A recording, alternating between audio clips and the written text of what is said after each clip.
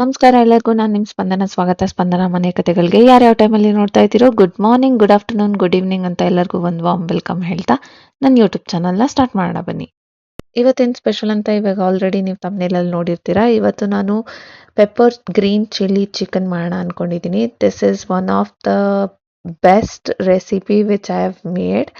ಇದು ಎಲ್ಲರಿಗೂ ತುಂಬ ತುಂಬ ತುಂಬ ಇಷ್ಟ. ಸೊ ನೀವು ಟ್ರೈ ಮಾಡಿ ಹೇಗಿರುತ್ತೆ ಅಂತ ನಂಗೆ ಹೇಳಿ. ಇವಾಗ ಸ್ಟಾರ್ಟ್ ಮಾಡೋಣ ಬನ್ನಿ. ಮಾಡೋಕೆ ಏನೇನು ಬೇಕು ಅಂತ ಈಗ ಆಲ್ರೆಡಿ ನೀವು ಲಿಸ್ಟ್ನ ನೋಡಿರ್ತೀರಾ. ಫಸ್ಟು ಎಣ್ಣೆ ಹಾಕೊತಾ ಇದ್ದೀನಿ. ಎಣ್ಣೆ ಕಾದಿದೆಯೋ ಇಲ್ವೋ ಅಂತ ಚೆಕ್ ಮಾಡೋಣ ಅಂತ ಅಂದ್ಬಿಟ್ಟು ಒಂದೆರಡು ಕಾಳು ಸೋಂಪನ್ನ ಹಾಕ್ತೆ.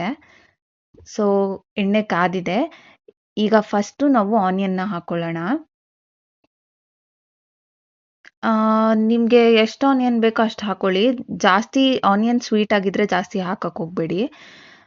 ಬಟ್ ಒಂದು ಸ್ವಲ್ಪ ಮೀಡಿಯಮ್ ರೇಂಜಿಗೆ ಆನಿಯನ್ ಇದ್ರೆ ಚೆನ್ನಾಗಿರುತ್ತೆ. ನೆಕ್ಸ್ಟು ಶುಂಠಿ ಬೆಳ್ಳುಳ್ಳಿ ಪೇಸ್ಟ್ ಹಾಕ್ಕೊತಾ ಇದ್ದೀನಿ. ಶುಂಠಿ ಬೆಳ್ಳುಳ್ಳಿ ಪೇಸ್ಟ್ ಹಾಕಾದ್ಮೇಲೆ ಒಂದು ಸ್ವಲ್ಪ ಅರಿಶಿನ ಪುಡಿ ಹಾಕೋಣ. ಆಮೇಲೆ ಉಪ್ಪು. ಈ 3 ಐಟಮ್ ನೀಟಾಗಿ ಬ್ಲೆಂಡ್ ಮಾಡ್ಕೊಬೇಕು ನಾವು.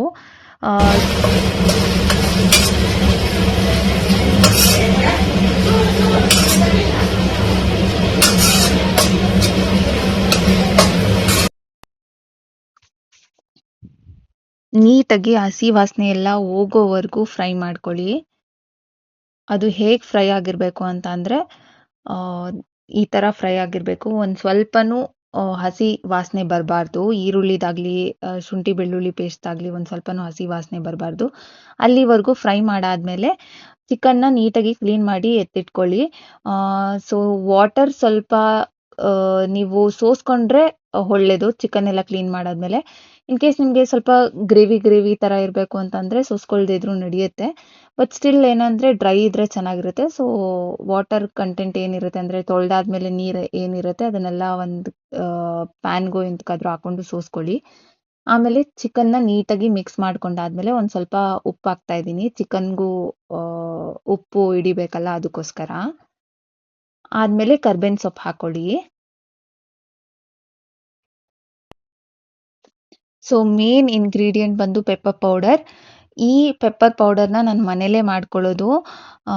ನೀವು ಹೊರಗಡೆ ಅಂಗಡಿಯಿಂದ ತಂದು ಹಾಕ್ಬೋದು. ಬಟ್ ಸ್ಟಿಲ್ ಅದು ಅಷ್ಟು ಟೇಸ್ಟಿಯಾಗಿ ಇರಲ್ಲ.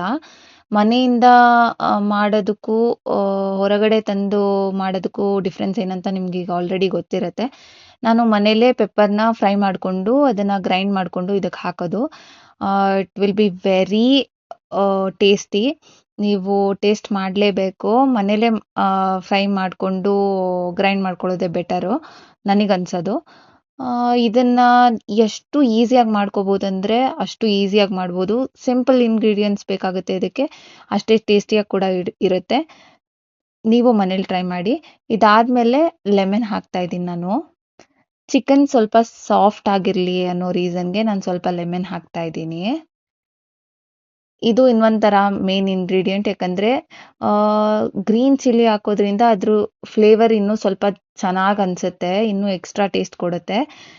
ಯಾರಿಗೆ ಜಾಸ್ತಿ ಖಾರ ತಿಂತಾರೆ ಅವ್ರು ಜಾಸ್ತಿ ಚಿಲ್ಲೀಸ್ ಹಾಕೋಬೋದು. ನಾನು ಯೂಶಲಿ ಯಾವಾಗೂ ಸ್ವಲ್ಪ ಜಾಸ್ತಿ ಚಿಲ್ಲೀಸ್ ಹಾಕ್ತೀನಿ. ಬಟ್ ಎಷ್ಟೊಂದು ಜನಕ್ಕೆ ಖಾರ ಇಷ್ಟ ಆಗಲ್ಲ.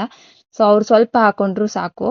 ಆದರೆ ಜಾಸ್ತಿ ಚಿಲ್ಲಿ ಅಂದರೆ ಒಂದು ಮೀಡಿಯಮ್ ರೇಂಜ್ ಚಿಲ್ಲಿ ಹಾಕಿದ್ರೆ ಅದು ಖಾರವಾಗಿ ಇನ್ನೂ ಚೆನ್ನಾಗಿ ಅನಿಸುತ್ತೆ.